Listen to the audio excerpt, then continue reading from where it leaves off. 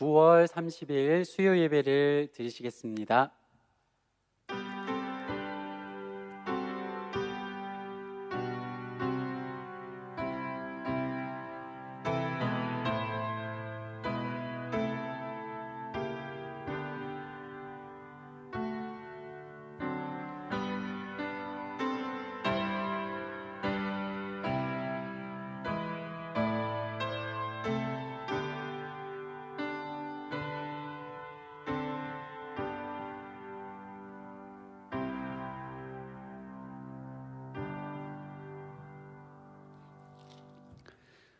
사도신경으로 우리의 신앙을 고백하겠습니다.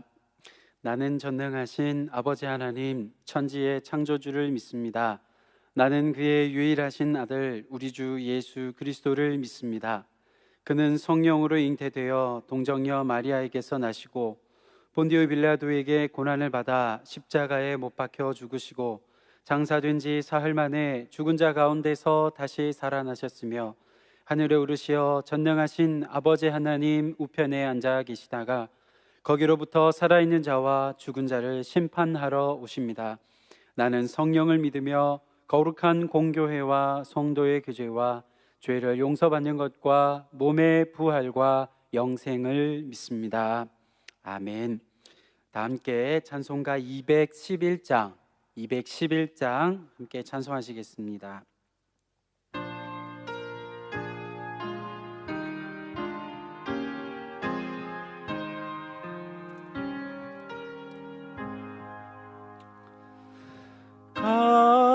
값비싼 양을 주께 드린 막달라 마리아 본받아서 향기로운 산제물 주님께 바치리. 사랑의 주 내 주님께 연약한 자에게 힘을 주고 어두운 세상에 빛을 비춰 성실과 인내로 내 형제 이끌리. 사랑의 주 내 주님께 두려운 마음에 소망 주고 슬픔에 쌓인 자 위로하며 길 잃은 자들을 친절히 이끌리. 사랑의 주 내 주님께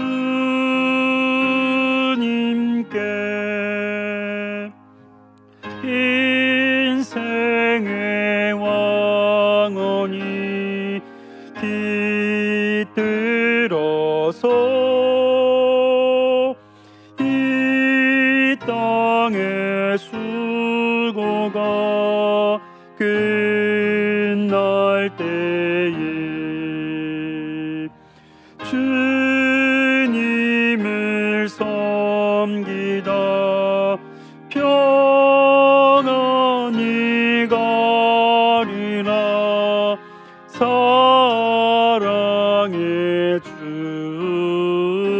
내 주님께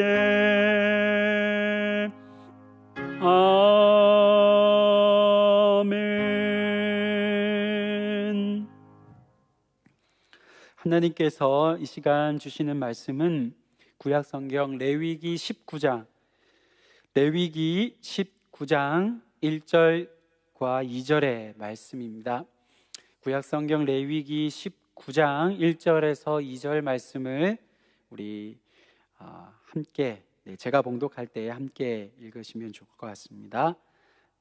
레위기 19장 1절과 2절 말씀을 봉독하겠습니다. 여호와께서 모세에게 말씀하여 이르시되 너는 이스라엘 자손의 온 회중에게 말하여 이르라. 너희는 거룩하라. 이는 나 여호와 너희 하나님이 거룩함이니라. 아멘. 기도하시겠습니다. 거룩하신 하나님 아버지, 오늘도 저희들에게 새날을 허락하여 주시고 또 주님 전에 나와서 함께 3일 저녁 또한 추석 명절을 앞두고 예배할 수 있도록 인도하여 주심을 감사드립니다. 여러 각 처소에서 또 홀로 또는 또 가족들과 예배하며 또 명절을 앞둔 명절을 지내는 우리 장석의 모든 성도님들, 주님께서 함께하여 주셔서 하나님께서 원하시고 기뻐하시는 그러한 귀한 삶이 되어질 수 있도록 하나님 인도하여 주시옵소서. 하나님 아버지, 힘들고 어려운 삶의 때를 지나고 있지만 그러할 때일수록 더욱 하나님의 뜻을 구하고 하나님의 말씀을 따라 살아가는 우리 장석의 모든 성도들 되게 하여 주셔서 하나님의 영광을 드러내고 또 하나님의 백성된 모습으로 살아가 하나님께 영광 올려드리는 귀한 믿음의 삶 될 수 있도록 인도하여 주시옵소서. 하나님, 이 시간 주님의 말씀을 함께 나누기를 원합니다. 이 시간 우리에게 들려주시는 주님의 말씀을 함께 전한 자나 나누는 자 함께 듣고 그 말씀에 순종하며 살아가는 우리의 삶이 되게 인도하여 주시옵소서. 감사드리며 예수 그리스도의 이름으로 기도하옵나이다. 아멘.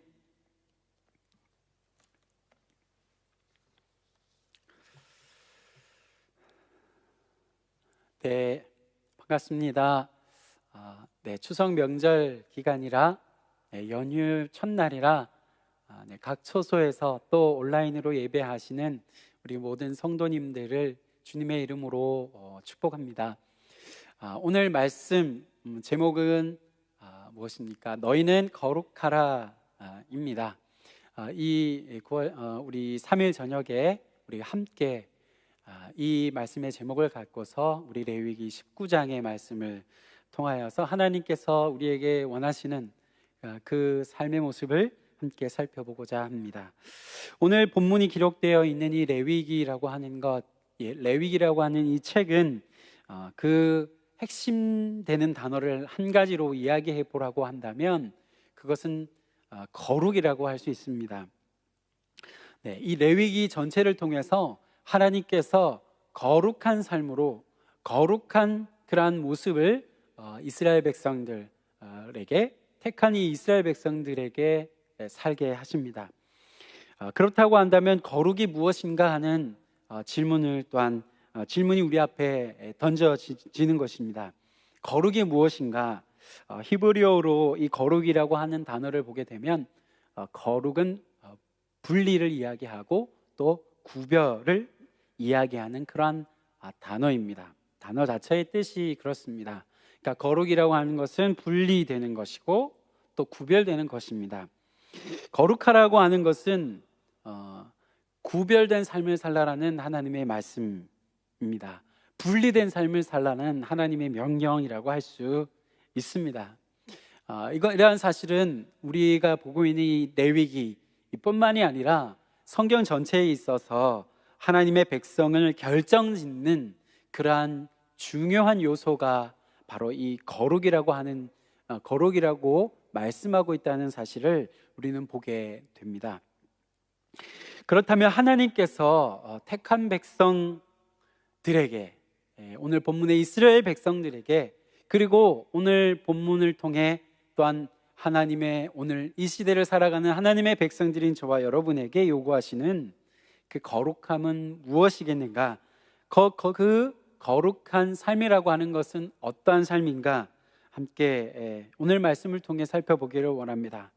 특별히 오늘날의 이 시대를 살아가는 교회와 또 우리 믿음의 백성들 가운데에 우리가 어떻게 살아가는 것이 하나님께서 원하는 거룩한 삶인지, 그것을 오늘 말씀을 통해 살펴보고 싶습니다. 먼저 오늘 2절 말씀을 보게 되면 그 거룩이라고 하는 것, 이것의 기준과 이유, 그리고 그 근거에 대해서 하나님께서 우리에게 들려주십니다. 2절 뒷부분을 보시면 이렇게 말씀하시죠. 너희는 거룩하라. 이는 나 여호와 너희 하나님이 거룩함이니라 말씀하십니다. 무엇입니까? 내가 거룩하다. 내가 거룩하니 너희도 거룩하라. 그렇게 말씀하고 있습니다. 이 레위기라고 하는 책은 시기적으로 보면 출애굽한 이후에 1, 2년 안에 이 레위기라고 하는 말씀이 주어졌습니다.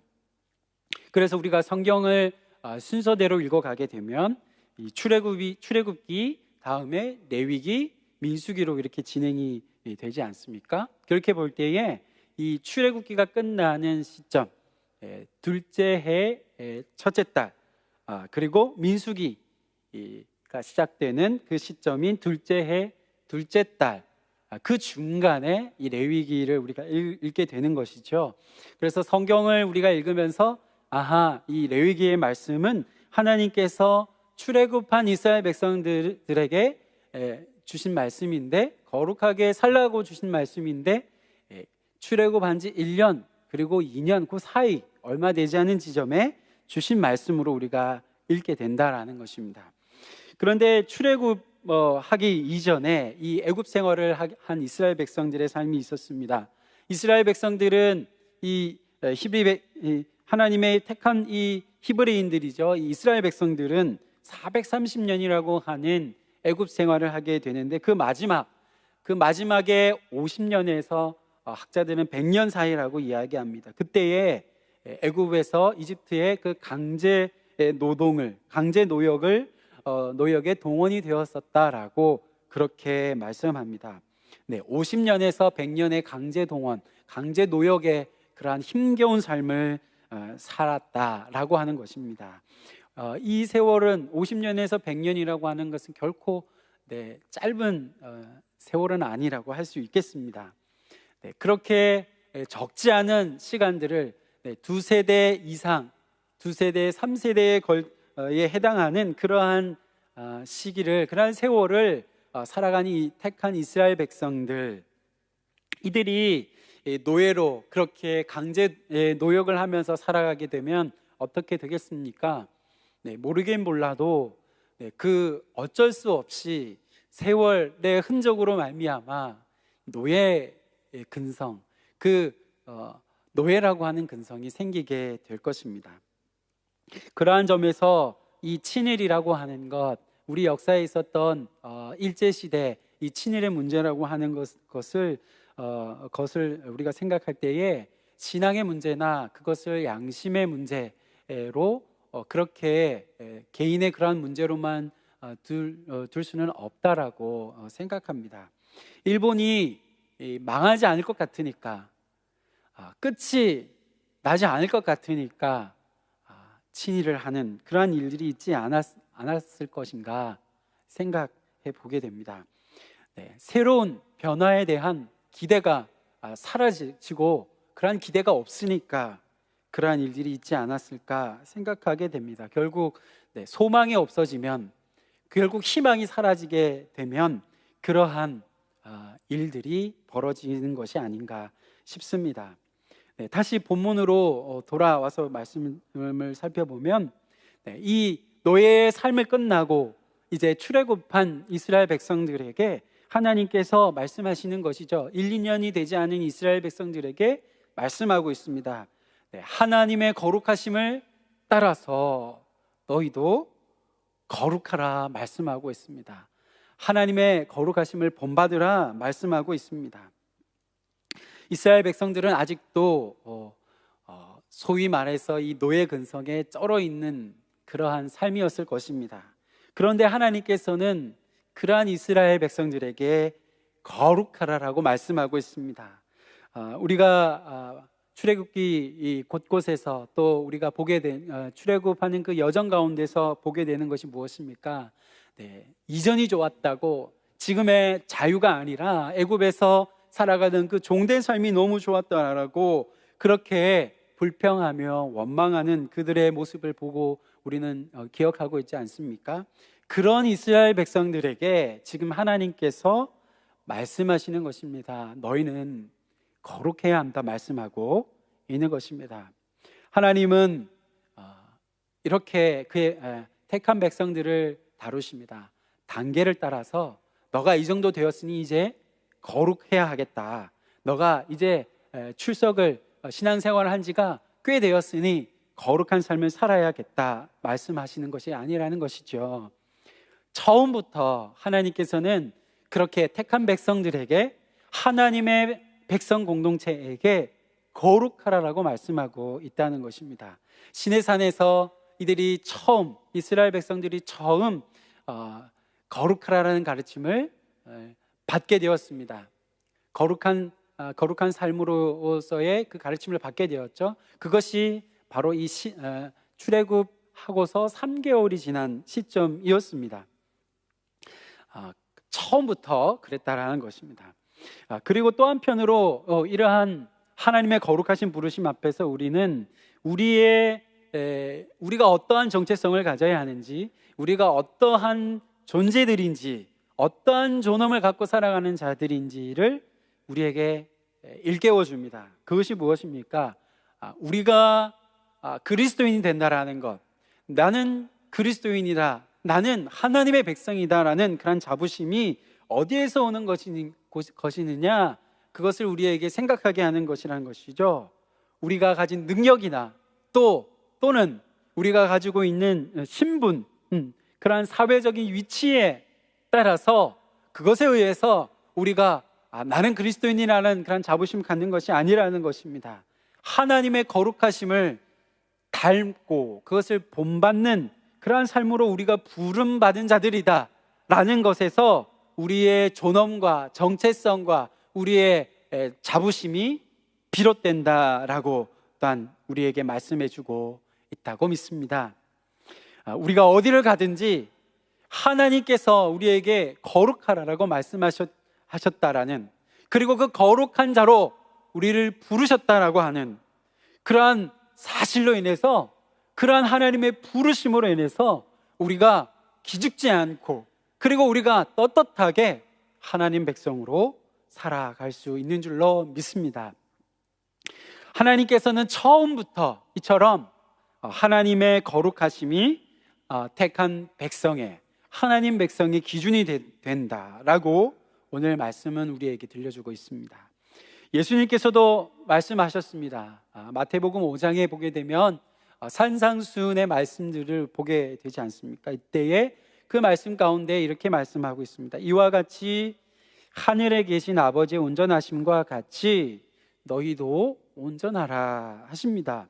첫 제자들을 부르셨습니다. 4장, 그 앞선 4장에서 첫 제자들을 하나님 예수님께서 부르셨어요. 그리고는 이 5장에, 그 다음 5장에 와서 그 첫 제자들에게, 이제 제자가 된 지 얼마 되지 않은 그들에게 예수님께서 그렇게 명하시죠.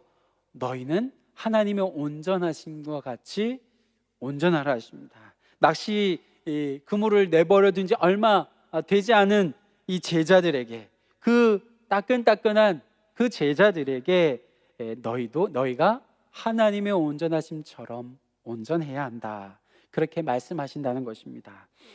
처음부터 예수님께서도 그의 제자들을 부르고 계신다라고 하는 것을 볼 수 있습니다. 그 누구에게도 지배되지 않는 삶이 그리스도인이라고 할 수 있습니다. 하나님만을 왕으로 모시는 그러한 삶이 바로 하나님의 백성된 삶이라고 할 수 있습니다. 하나님의 온전하심을 쫓아서, 그리고 하나님의 거룩하심을 쫓아서 살아가는 삶이 바로 하나님 백성, 그리고 오늘 교회 그리스도인의 모습이라고 할 수 있습니다. 그런 점에 있어서 내 기준에 얽매여서 살아가는 것, 그것은 그리스도인의 하나님 백성의 삶이라고 할 수 없을 것입니다. 우리를 향한 하나님의 기준이 있고 그 기준이 마치 내가 그 기준처럼 살아갈 수 있기라도 한 것처럼 하나님께서 우리를 부르고 계시다라는 것을 오늘 우리는 말씀을 통하여 생각해 보게 된다는 것입니다. 그리고 오늘 이어지는 이 19장 뒷부분을 보게 되면 이 하나님께서 거룩한 삶으로 부르시는 그 삶의 다양한 부르심의 자리들을 확인할 수 있습니다. 몇 가지의 직업들을 예로 들어서 보여주고 있는데 그것들을 볼 수 있습니다. 먼저는 농부의 거룩함을 이야기하십니다. 농부의 거룩함을 우리 9절과 10절 말씀에서 들려주고 있는데요. 우리 자막을 보면서 또 함께 합심해서 읽어보겠습니다. 시작. 너희가 너희의 땅에서 곡식을 거둘 때에 너는 밭 모퉁이까지 다 거두지 말고 내 떨어진 이삭도 줍지 말며 내 포도원의 열매를 다 따지 말며 내 포도원에 떨어진 열매도 줍지 말고 가난한 사람과 거류민을 위하여 버려두라. 나는 너희의 하나님 여호와이니라 말씀합니다. 농부의 거룩함을 무엇이라고 말씀하고 있습니까? 농부의 거룩함을 이야기하고 있는 말씀인데요. 농부의 거룩함은 예배이라고 말씀하고 있지 않습니다. 농부가 농사를 지을 때에 먼저 농사 짓기 전에 기도를 하고 농사를 짓는 것, 그것이 거룩이라고 말씀하고 있지 않습니다.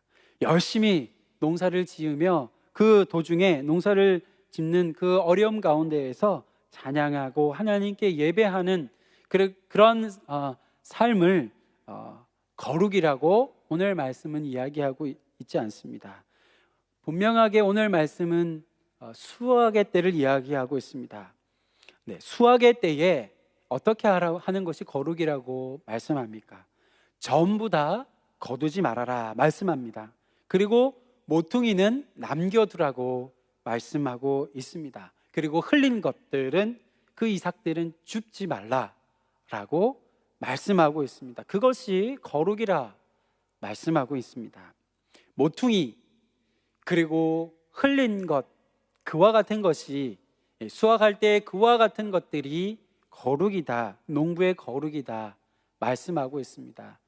모퉁이에 남겨둔 것 그리고 흘린 이삭, 그러한 것들을 가난한 사람들이 오고 또 나그네와 같은 거류민들이 와서 먹게 될 것이다 말씀하고 있는 것입니다. 그래서 농부의 거룩은 예배이지 않다고 말씀하고 있는 것이죠. 농부의 거룩은 기도이지 않다고 말씀하고 있습니다. 주일을 성수하는 것이 거룩이라고 오늘 말씀은 말씀하고 있지 않다는 것입니다. 농부의 거룩은 모퉁이라고 말씀하고 있다는 것입니다.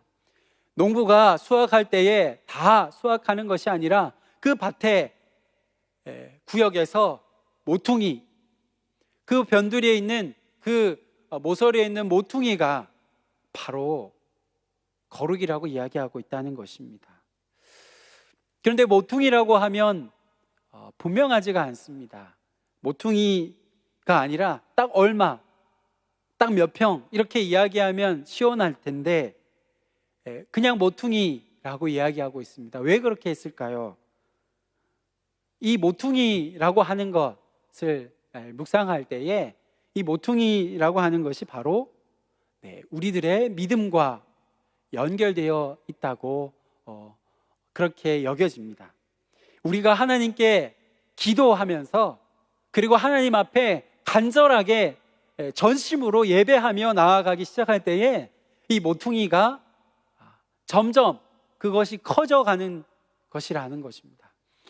가난한 사람들, 이 땅에 나그네와 같은 그러한 힘없는 사람들이 그들을 돌보시는 그 하나님의 마음을 알고서 내가 수확을 해야 하는데 수확을 할 때 그들이 눈에 밟히는 것입니다.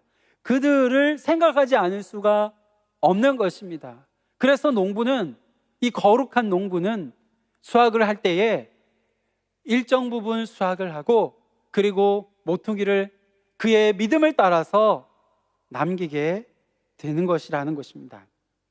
초대교회 오순절날 성령이 강림하였습니다. 그때 어떤 일이 있었습니까? 자기의 재산을 팔아서 초대교회 때에 필요를 따라 그들의 재산을 헌납하였습니다. 그를 통해서, 사도들을 통해 가난한 사람들, 교회 안에 구제하는 일들이 일어났습니다. 그랬더니 부족한 자가 없었다라고, 가난한 사람이 없었다, 초대교회 안에 없었다 이야기합니다.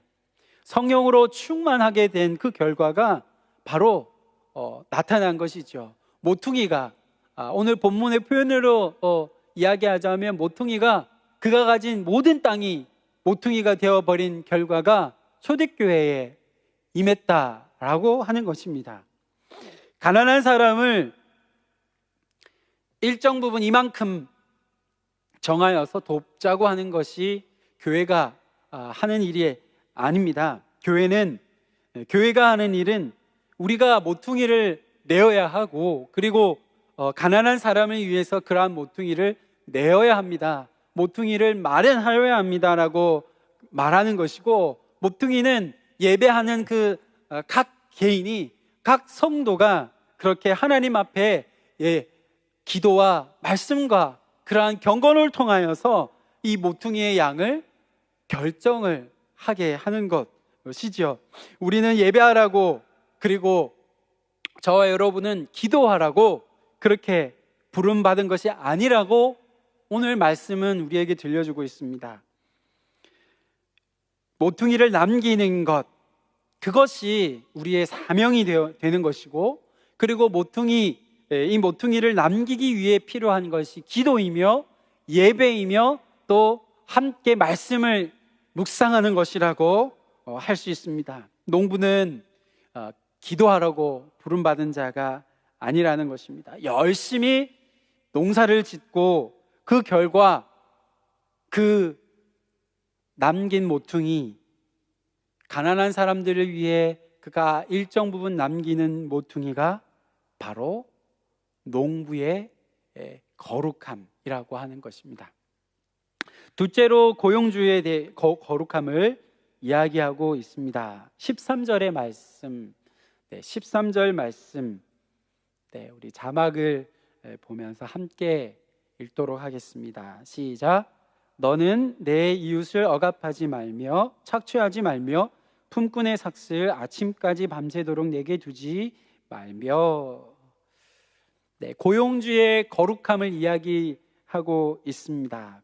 고용주의 거룩은 예배이지 않다고 말씀합니다. 직원들을 모아서 경건회를 하는 것이 거룩이라고 이야기하지 않습니다. 그리고 사업을 하면서 일을 하면서 틈틈이 전도하는 것이 고용주의 거룩이라고 이야기하지 않습니다. 오늘 말씀은 고용주가 노동자, 그 직원들의 품삯을, 일당을 주지 않고, 제때 주지 않는 것, 그렇게 자기가 주지 않고 가지고 있는 것 자체를 지적하고 있습니다. 거룩하지 않은 것이라고 지적하고 있습니다. 왜 고용주는 이 성경의 당시 때나 그리고 오늘 날에도 마찬가지로 왜 고용주는 일당을 가지고 있을까요? 제때 주지 않게 되는 것일까 하는 것입니다. 노동자를 길들이기 위함인 것이죠. 목숨줄을 쥐고 있는 것이라고 할 수 있습니다. 성경이 그렇게 이야기하고 있습니다. 고용주의 거룩은 그와 같이 제때에 임금을, 품삯을 미루지 않고 주는 것이 고용주의 거룩이라고 말씀하고 있습니다. 오늘 말씀에서도, 방금 읽은 이 13절 말씀에서도 억압과 착취라는 표현을 하고 있습니다. 너는 내 이웃을 억압하지 말며, 그리고 착취하지 말며라고 말하면서 그 대표적인 예로 품꾼의 삭스에 대해서 이야기하고 있습니다. 억압과 착취라고 하는 것은 노동자에게 임금을 제날 주지 않는 것이라고 오늘 성경이 이야기하고 있는데, 레위기는 억압과 착취로 이 품삯을 주지 않는 것을 규정하고 있다는 것이죠. 억압과 착취라는 단어가 뿐만 아니라 성경 안에는 우리가 생각하는 것 이상으로 매우 많습니다. 하지만 예수를 믿고 오늘날 교회를 열심히 다니면 다닐수록 점점 그 기독교인들, 그러한 교인들의 모습 가운데에서는 그들의 말이나 또 그들의 삶 가운데에는 이와 같이 억압과 착취라고 하는 이러한 단어들, 이러한 말들이 사라지게 되는 것을 보게 됩니다. 억압과 착취라고 하는 단어는 설교되어지지 않고 또 이야기되어지지 않는 그러한 모습들을 보게 됩니다. 세상에서 대접받는 사람, 그러한 사람이 교회 안에서도 똑같은 그와 같은 형태로 대접을 받는 것이 교회 안에 존재한다고 한다면 그것은 교회가 아니라고 할 것입니다. 고용주가 돈을 제대로 못 주는 것, 물론 그것은 쉽지 않습니다. 하지만 성경은 오늘 말씀 13절은 분명하게 이야기하고 있습니다. 고용주가 품삯을 품꾼에게 제때 주지 않는 것은 착취이며 억압이라고 말씀하고 있습니다. 그렇게 규정해야 한다고, 하나님께서는 그렇게 바라보고 계시노라고 오늘 말씀을 통해서 우리에게 말씀합니다. 하나님께서 명령한 거룩이 아니라고 말씀하고 있다는 것입니다.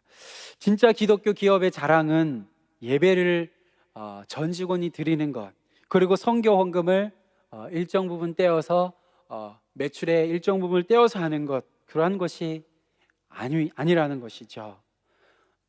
기독교 기업가의 거룩은 함께 직원들과 이득을 나누는 것이라고 이야기할 수 있습니다.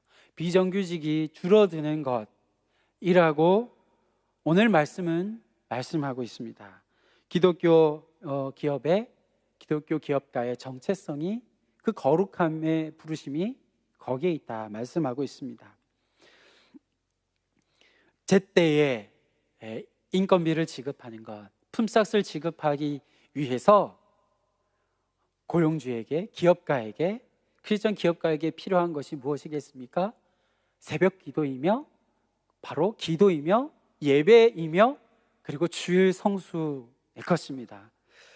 공동체 안에서 힘들고 어려운 그러한 가운데에서도 이와 같은 하나님의 거룩하심을, 그 명령을 지키기 위해서 그렇게 함께 중보하고 또 함께 그러한 삶을 살도록 권면하며 함께 예배하는 그러한 믿음의 공동체를 통해서 이 고용주와 기업가는, 크리스천 기업가들은 그와 같이 하나님이 기뻐하시는 그 일을 위해서 성큼성큼 그의 발을 내디딜 수 있는 줄로 믿습니다.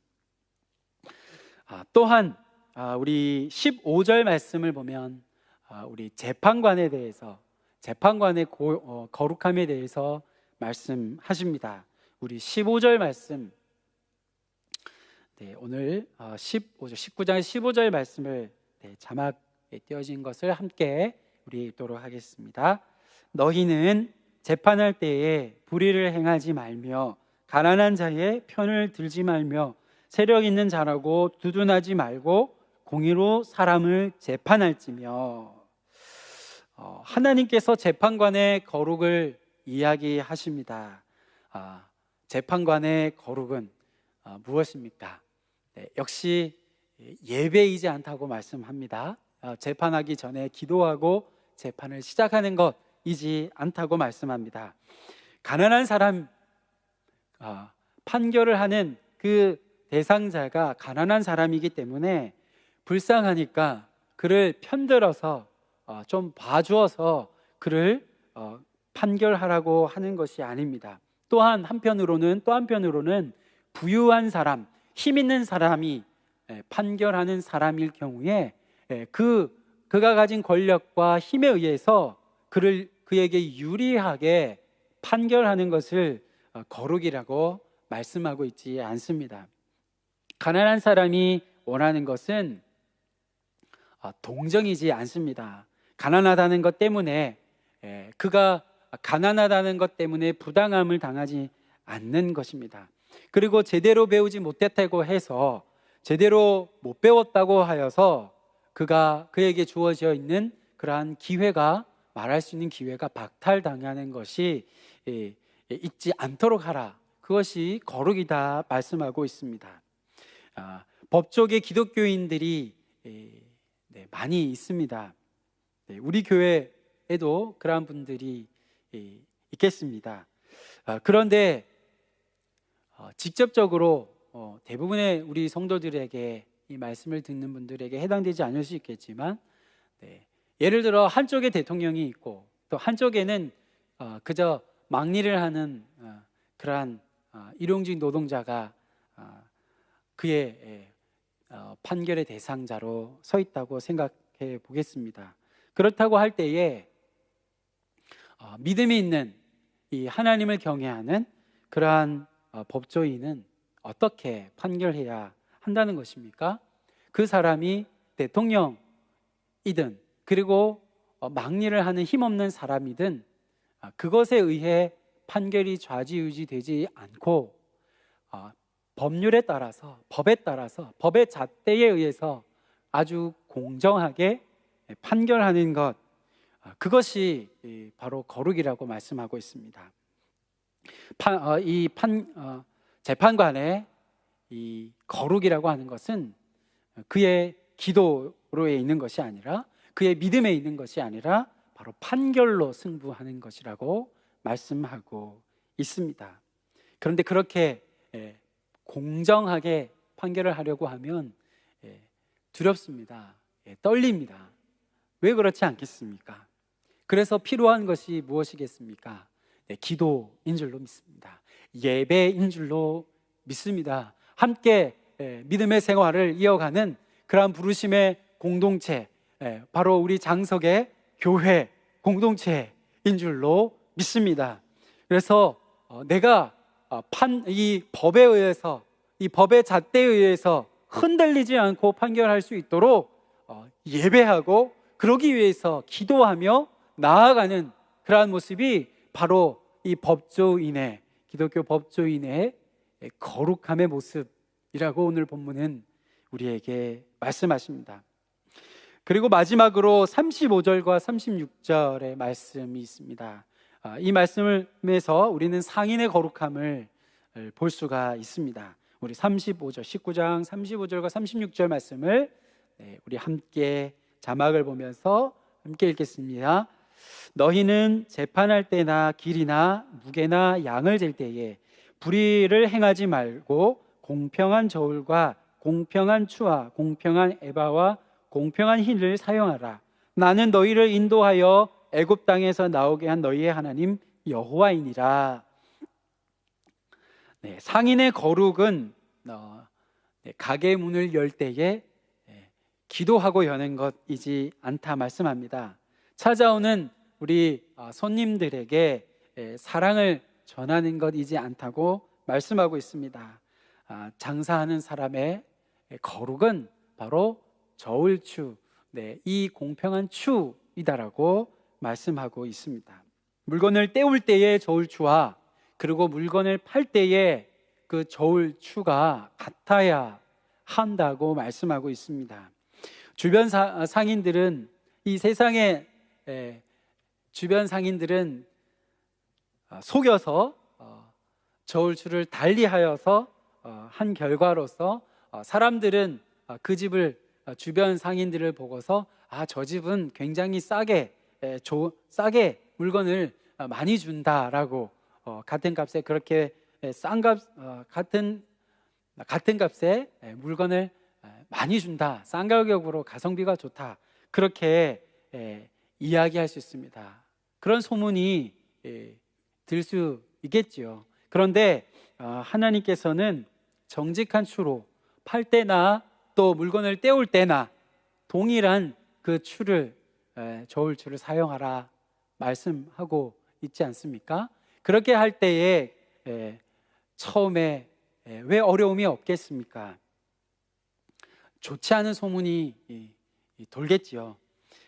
이 집은 참 짜게 준다라는 소문이 들 수도 있을 것입니다. 그렇게 되면 장사하는 것이 왜 어렵지 않겠습니까? 그래서 상인에게 역시 필요한 것이 예배인 줄로 믿습니다. 하나님께서 말씀하신 공평한 저울추를, 공평한 흰을 사용하기 위해서 그가 흔들리지 않기 위해서 예배하며 기도하며 그렇게 함께 믿음의 공동체를 이루어 가는 일들이 필요하다고 한다는 것이죠. 그래서 하나님께서는 이와 같은 방식으로 오늘 레위기 19장 가운데에서 거룩함에 대해서 우리에게 말씀하고 있습니다. 나의 백성, 택한 하나님의 백성들은 거룩하여야 한다. 그런데 그 거룩함은 이러한 모습으로 나타나야 한다라는 것입니다. 농부에게 있어서는 남긴 모퉁이입니다. 그리고 상인에게 있어서는 공평한 저울추, 그것이 거룩이라 말씀하고 있습니다. 또한 법조인에게 있어서는 공평한 그러한 잣대입니다. 흔들리지 않는 판결이라고 말씀하고 있습니다. 때에 맞는 임금을 또한 지급하는 것이 거룩이라고 말씀하고 있다라는 것입니다. 거룩이라고 하는 것은 결코 교회 안에서만 통용되는, 사용되는 그러한 개념일 수 없다라고 오늘 말씀 우리에게 분명하게 말씀하고 있습니다. 우리를 거룩한 백성으로 부르시고 빚으시는 하나님의 부르심의 이유와 분명한 목적이 있다고 오늘 말씀은 우리에게 들려주고 있습니다. 그것이 무엇입니까? 하나님께서는 교회 안에 하나님, 성도의 교인 각자의 하나님일 뿐만 아니라 온 세상의 통치자이시며 온 세상의 하나님이 되신다라는 그러한 사실입니다. 하나님의 그 거룩하심을 따라서 하나님의 택한 백성들인 우리를 통해서, 오늘 우리 교회를 통해서, 또 우리의 삶을 통하여서 이와 같은 일들이 온 세상 가운데, 이 땅 가운데에 이루어지기를 원하신다라고 하는 것입니다. 우리가 혹 소홀히 여겨온 이러한 우리의 삶의 거룩함, 일상의 거룩함을 결코 오늘 말씀은 우리에게 잊지 말라라고 말씀하고 있습니다. 선택의 문제가 아니라고 분명하게 말씀합니다. 일상의 거룩함은 할 수 있으면 좋은 것이고, 하지 못해도 하나님께서 어여삐 그저 측은히 여기시는 그러한 것이 아니라고 오늘 말씀은 우리에게 말씀하고 있다는 사실을 우리는 기억해야 할 줄로 믿습니다.